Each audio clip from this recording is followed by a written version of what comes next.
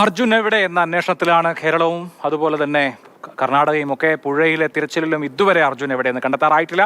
ശക്തമായ നീരൊഴുക്കാണ് ഗംഗാവലി പുഴയിലുള്ളത്. മോശമായ കാലാവസ്ഥയും രക്ഷാപ്രവർത്തനത്തിന് വെല്ലുവിളിയാവുകയാണ്. ഷിരൂരിൽ നിന്നിപ്പോൾ കെ മധു ഉണ്ട്. മധു, ഇന്ന് രാവിലെ തുടങ്ങിയ രക്ഷാപ്രവർത്തനത്തിൽ കാര്യമായ ലീഡുകളൊന്നും ഇല്ല എന്നാണ് ഞാൻ മനസ്സിലാക്കുന്നത്.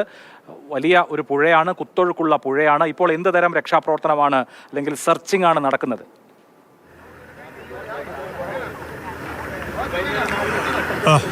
അഭിലാഷ്, തെരച്ചിൽ തുടരുകയാണ് ഗംഗാവലി പുഴയിൽ. തീരത്തോട് ചേർന്ന് മണ്ണ് വന്ന് ഇടിഞ്ഞ് കൂടിക്കിടക്കുന്ന ആ മൺകൂനകളിലേക്ക് അത് ഒഴുക്കിക്കളയാനുള്ള, അലിയിച്ച് കുത്തൊഴുക്കിനൊപ്പം ഒഴുക്കിവിടാനുള്ള ശ്രമങ്ങളാണ് നടക്കുന്നത്.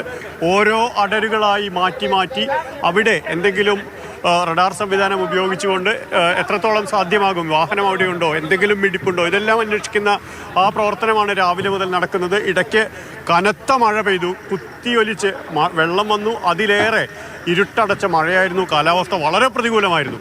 അത് ഒക്കെ ഒരുപാട് തടസ്സങ്ങളുണ്ടാക്കി. പക്ഷേ നമുക്കറിയാം, കഴിഞ്ഞ 8-ാം ദിവസവും അർജുന് വേണ്ടി പ്രാർത്ഥിക്കുന്നവരുണ്ട്, നമ്മളെല്ലാവരും, കേരളം മുഴുവനുണ്ട്. ഒപ്പം അർജുൻ്റെ ബന്ധുക്കളുമുണ്ട്. അഭിലാഷ്, എന്താ അവിടുന്ന് ഇപ്പോൾ ഏറ്റവും പുതിയ എന്തെങ്കിലും വിവരമുണ്ടോ? ഞങ്ങൾക്ക് അങ്ങോട്ട് കടക്കാൻ പറ്റുന്നില്ല. അപ്പം ജിതിനായിട്ട് കുറച്ച് മുന്നേ സംസാരിച്ചിരുന്നത്. അപ്പം നിലവിൽ കടയിരിക്കുന്ന സ്ഥലത്ത് മണ്ണ് മാറ്റിക്കൊണ്ടിരിക്കുകയാണ്. അപ്പോൾ കുറച്ചും കൂടെ സാങ്കേതിക വിദ്യകൾ ബാംഗ്ലൂരിൽ നിന്ന് പുറപ്പെട്ടിട്ടുണ്ടെന്നുള്ള രീതിയിലാണ് നമ്മൾ അറിയുന്നത്.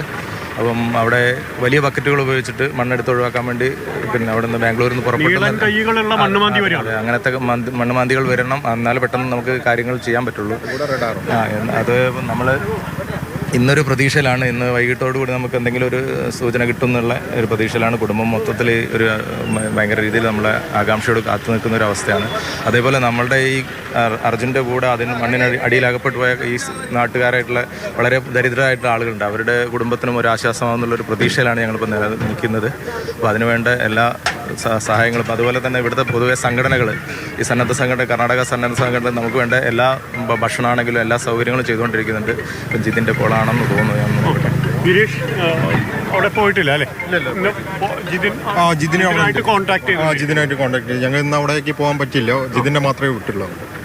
അപ്പൊ അതുകൊണ്ട് ഞങ്ങൾ ഇപ്പൊ അവിടുത്തെ വിവരങ്ങളൊന്നും അറിയുന്നില്ല. രാവിലെ അറിഞ്ഞത് തന്നെ. ഇപ്പം പുറത്ത് നിൽക്കുകയാണ്.